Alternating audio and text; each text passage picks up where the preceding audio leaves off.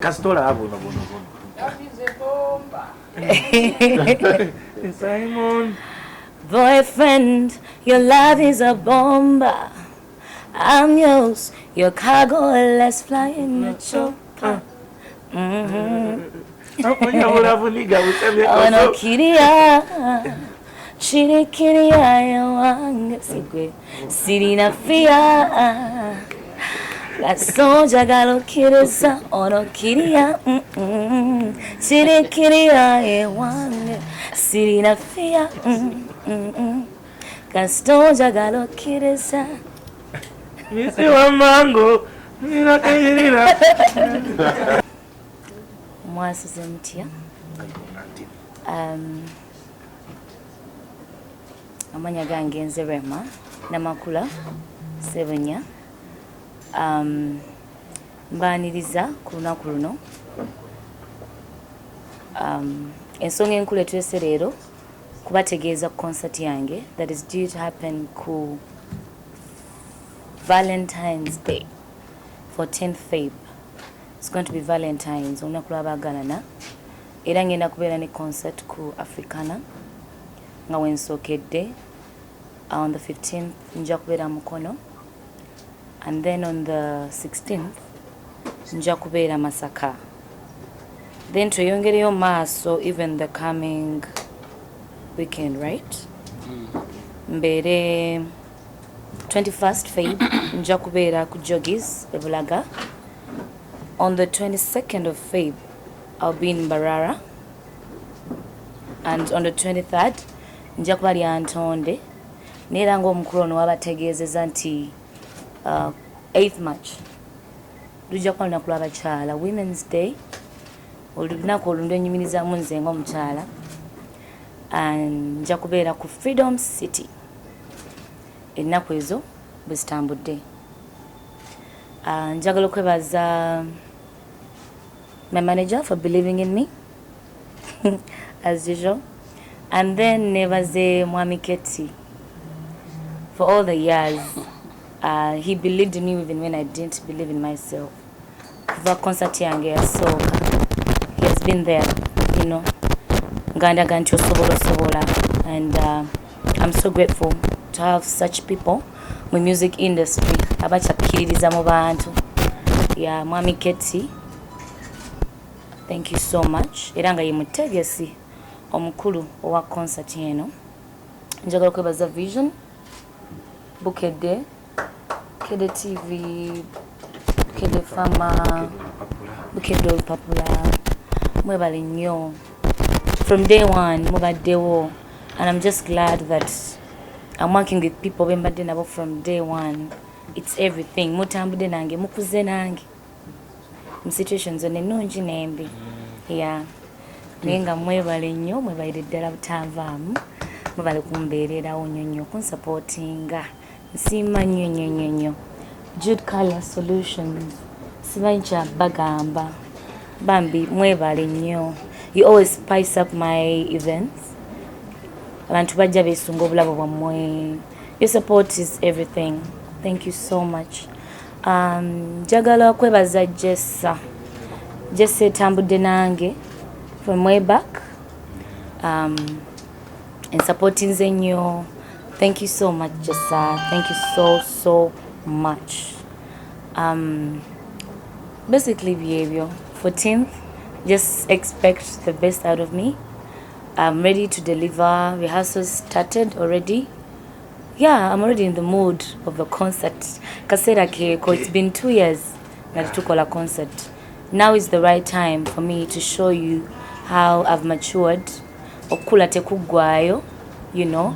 Every year that goes by, every time that goes by, I keep maturing as an artist, as a person.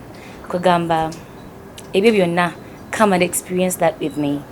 Mujje tunyumirwe lunaku lw'abaagalana, and I always tell you this is a season of love, season of feeling happy, relaxed. Mujje tunyumirwe, nze mbalinze. I'm going to deliver as usual. Now, all the major houses present today, thank you so much. Mwebale kubeerawo mu budde. Nze nsiima nnyo, kusiima busiimi. I'm so grateful.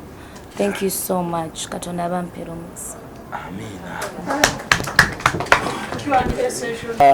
Rema abantu abalaba ku mikutu egy'enjawulo njagala mpozi okuggumiza ensonga eno nga Keti Events twebaza ba sponsors twebaza mu ngeri y'enjawulo media houses zonna.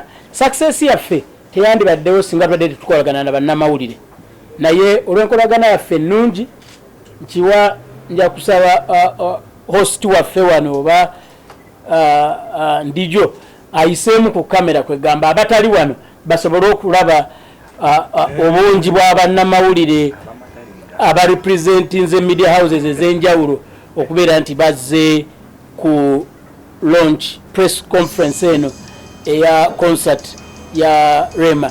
Njagala n'okwebaza mu ngeri enjawulo Capital FM. Capital FM is also our partner and not the first time, not the second time, but tukolaganye nabo.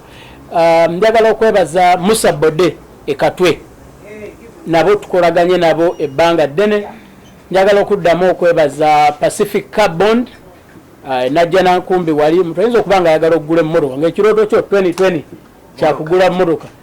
The only place and the best place to go is Pacific Car Bond. Najja nankumbi wali ku masanyalaze n'ebitongole ebirala byonna byetugolaganye nabyo. Nsaba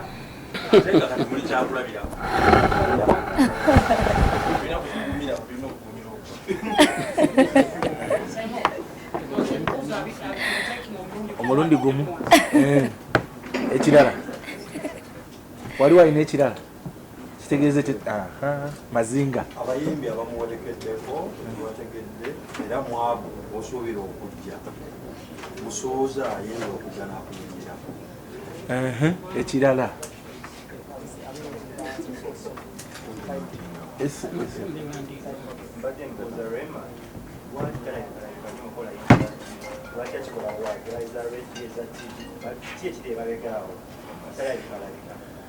ku kibuuzo kyekimu anongerezeeko njagala nnyo Rema ebyakola ng'omuyimbi ate era ng'omuntu naye I find it difficult.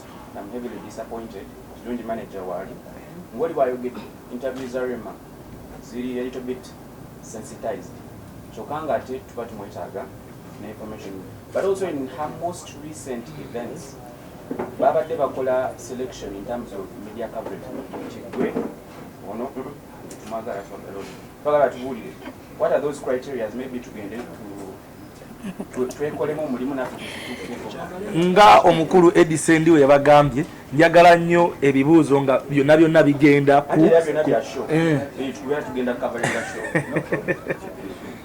muganda wange Rema twagala atumye nawe olunaku olwo anayita ne Dr.Hamza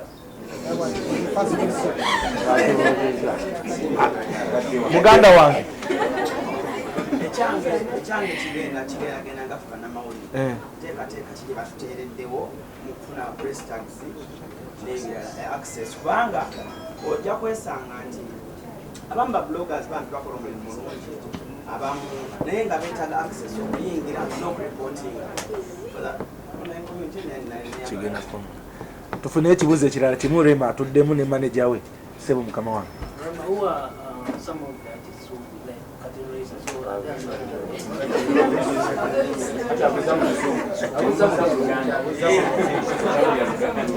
Okay, kakati kindly mbadde nsaba katukole bwe tuti ebibuuzo ebimu ebibuuziddwa Rema si bibye kati waliwo manager we byagenda okuddamu waliwo byenja okuddamu nga promoter waliwo ne Rema byajja okuddamu ngenda kusaba manager wa Rema atubuulire eyabuuzizza lwaki ali scarce for her interviews.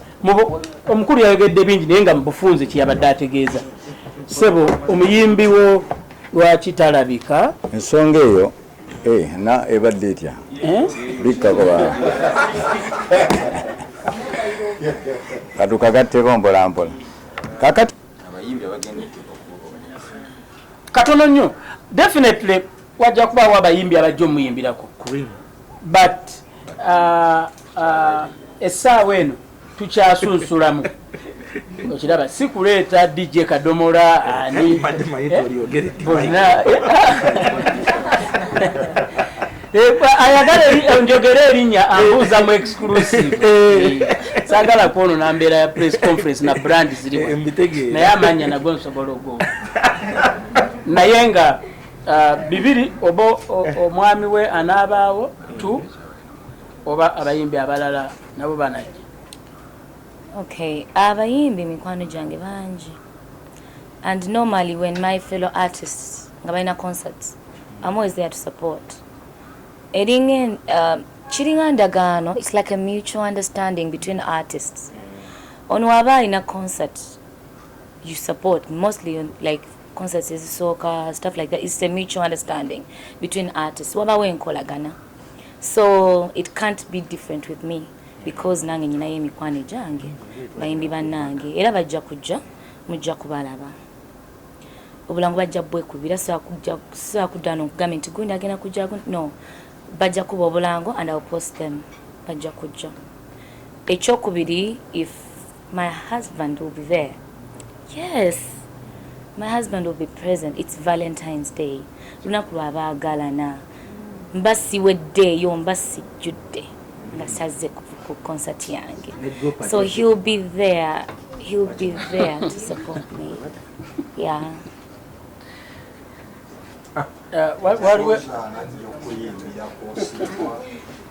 You can ask his management over Yemugenyi ng'omuntu.